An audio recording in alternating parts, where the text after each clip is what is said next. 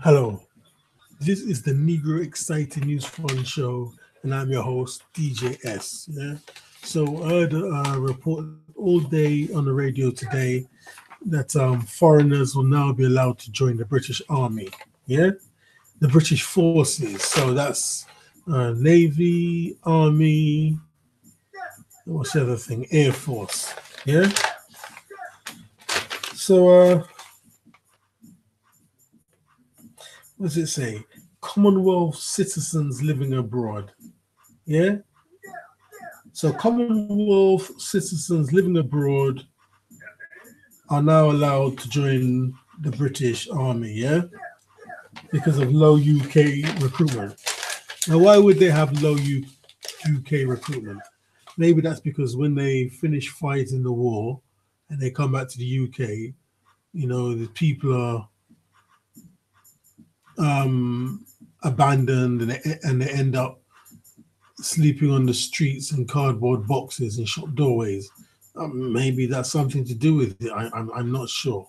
Maybe that's why they no longer want to join the British Army, and they have to start a campaign like a charity, like help our heroes. Yeah, these people become homeless on the streets, disheveled, who suffer mental health issues.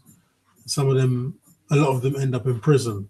But the stronger ones and the ones who have a better family unit, you know, they'll be supported by their families and they'll avoid homelessness. Yeah. So, I mean, that's the story on face value. Yeah. But there's also another side of it. Yeah. When, Britain joined the EU and they started all this thing about, all the nations being one. Yeah, they want Europe to be one. And I mean, Europe's already divided into zones already. Yeah. The conspiracy theorists, as they are called, was said that, this EU is just to end sovereignty. And, I had many debates with people who said it's not to end sovereignty. It's because of this, it's because of that, it's because of trade. It's nothing to do with ending sovereignty. But now we've arrived at a situation, on the 5th of November 2018, where the government has a report on the radio and the TV that foreigners can now join the army. So if that's not the proof of end of sovereignty, what is? Yeah? How can you have nationalities from all over the world just joining the British Army? It doesn't make sense. Yeah? I mean, the last country in the long list of people they named was Fiji. Yeah? Fiji. So now you're going to have Fijians in the British Army. Yeah? I mean, a country can only have loyalty from its troops if they belong to that country. How you can have loyalty from troops who weren't even born here? It's ridiculous. Yeah. I mean, they spoke years ago. Maybe it's going back maybe 4 years, 3 years ago. They started to talk about the World Army. Yeah. And we're getting to that stage now. Yeah. Because at the end of the day, the wars, they're banker wars. Yeah. So if the bank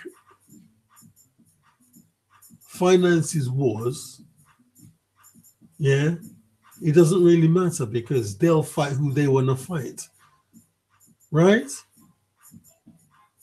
So you'll be in your country thinking, well, this is my country, yeah, etc., etc. But it's not really your country. It's the banker's country. The bankers control everything. The government is the bank and the bank is the government. Yeah? But we ordinary people, we lay people, we're in confusion about how the system really works. Yeah? Now, how can you have Every different nationality under the sun in the British Army. How is that possible? And they were not born here. Yeah. So if you had people from, I don't know, let's see, India, the Caribbean, Australia, New Zealand, yeah, the parents came here and their children were born here. Then the children want to join the British Army. But those children are British because they were born here.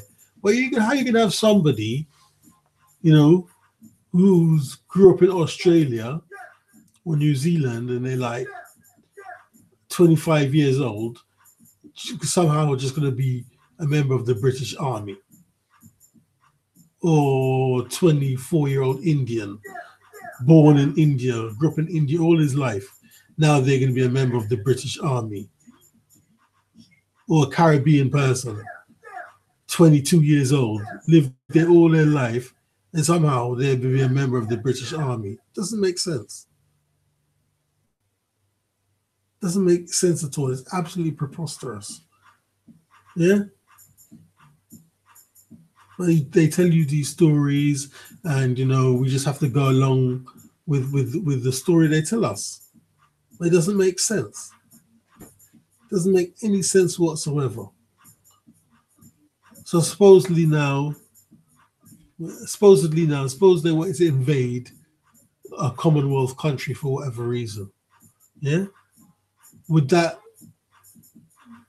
citizen now who's in the British Army have loyalty to the British Army when now they're invading their country? Yeah? Because I suppose it doesn't happen a lot, where Britain invades or bombs one of its ex-colonies. Yeah? But there was a situation in the 80s where America bombed Grenada, wasn't there? Because there's supposed to be some Islamic movement started there. So they bombed Grenada. I'm sure it was Grenada. Yeah? I think they bombed a hospital or something. Some mad, ridiculous story. Yeah? So like I'm saying, where would the troops' loyalty lie? Yeah? And all of a sudden, supposedly British people don't want to join their own army. Yeah? And supposedly British people don't want to work. Yeah? So they have to get people from all over the world to work because supposedly British people are too lazy. I don't believe that bullshit. I don't believe that bullshit at all.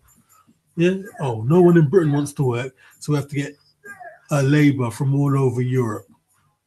Yeah? And it's all about ending sovereignty. Yeah?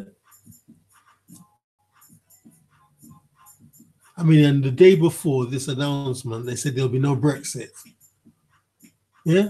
So the day before this announcement, so the 4th of November, they announced there'll be no Brexit or some story to do with there'll be no Brexit. Yeah? Because sometimes they put it a different way, but it means the same thing. There'll be no Brexit. Then the day after, the 5th of November, they say foreigners can now join the British Army. So one way or another, it just means Britain is no longer for the British people. That's what it means. Every and anybody can come here now. Yeah? So via the EU, non-Commonwealth people can come. Then via this new army,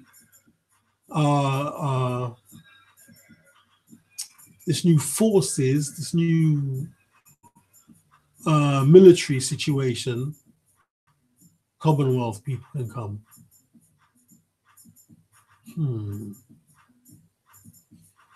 I'm very suspicious. DJS, and I'm out.